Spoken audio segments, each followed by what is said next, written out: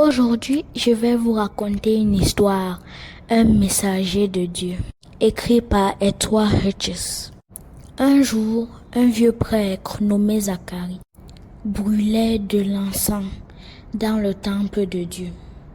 Dehors, le peuple priait. Soudainement, Zacharie s'était mis à trembler. Un ange apparut. « N'aie pas peur, dit-il. Dieu m'a envoyé. Ta femme aura un garçon. Tu l'appelleras Jean. Il sera rempli de l'Esprit Saint. Dès sa naissance, il ramènera beaucoup de gens vers le Seigneur. Parle-nous, Zacharie. » Dehors, les gens étaient étonnés. Ils ne savaient pas que l'ange Gabriel avait dit à Zacharie qu'il ne pourrait plus parler jusqu'à la naissance du bébé, car il n'avait pas cru le message de Dieu. Il pensait que sa femme était trop vieille pour avoir un enfant. De retour chez lui, Zacharie écrivit tout ce que l'ange lui avait dit. Élisabeth, sa femme, était surprise. Il avait prié longtemps pour un enfant. Comment cela pouvait-il arriver maintenant? Bientôt, Élisabeth sut qu'elle attendait un bébé. Elle remercia Dieu. Un jour, Marie, la cousine d'Élisabeth, lui rendit visite. Marie aussi attendait un enfant. Quand Marie arriva, Élisabeth sentit son bébé bouger à l'intérieur de son ventre. Élisabeth était remplie de l'Esprit Saint. Elle savait que le bébé de Marie serait le Seigneur Jésus-Christ. Ensemble, elles remercièrent Dieu avec joie. Le bébé d'Élisabeth est né, comme Dieu l'avait promis. « Appelle-le Zacharie comme son père, » disaient les autres prêtres. Zacharie s'est alors souvenu de l'ordre donné par Dieu. « Non, le nom du bébé est Jean. » Lorsque Zacharie écrivit ces mots, la parole lui est revenue. Ensuite, il remercia Dieu. Lorsque Jean grandit, il était comme Élie, le grand homme de Dieu. Jean parla aux gens de la venue prochaine du Fils de Dieu. Les chefs juifs détestaient Jean car il leur disait « Repentez-vous, arrêtez de pécher. » Ils ne voulaient pas entendre parler de leurs péchés.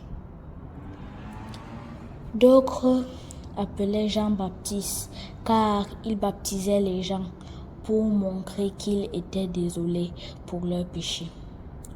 Un jour, Jésus se rendit près de Jean pour être baptisé. Jean protesta. « C'est moi qui devrais être baptisé par toi. » Mais Jésus dit, « Pour le moment, qu'il en soit ainsi. » Alors Jean baptisa Jésus. Après le baptême de Jésus, Jean vit l'Esprit Saint descendre sur Jésus sous la forme d'une colombe. C'était un signe de Dieu. Jean savait que Jésus était le Fils de Dieu. Jean appela Jésus l'agneau de Dieu qui élève le péché du monde. Jean guida beaucoup de gens à Dieu. Mais Hérode, le diabolique souverain, jeta Jean en prison.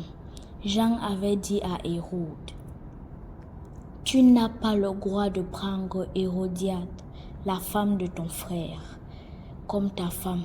C'est un péché. » Hérode savait que cela était vrai. Il savait que Jean était un serviteur de Dieu, un homme juste et saint. Mais il ne voulait pas arrêter de pécher. Et Jean ne voulait pas arrêter de prêcher contre le péché, même si cela signifiait aller en prison. Pour son anniversaire, Hérode donna un grand repas. La fille d'Hérodia dansa pour lui. Cela plut à Hérode. Tu peux me demander ce que tu veux, promit-il, même la moitié de mon royaume. Qu'est-ce que je vais demander? La jeune fille se demandait. Sa mère, Hérodiade, qui détestait Jean, lui dit quoi demander. C'était terrible. Donne-moi la tête de Jean-Baptiste sur un plat. La jeune fille dit à Hérode. Hérode était désolé d'avoir fait cette promesse, mais il était trop fier pour manquer à sa parole. Coupez la tête de Jean-Baptiste et apportez-la moi ici, ordonna Hérode. Ses soldats lui obéirent.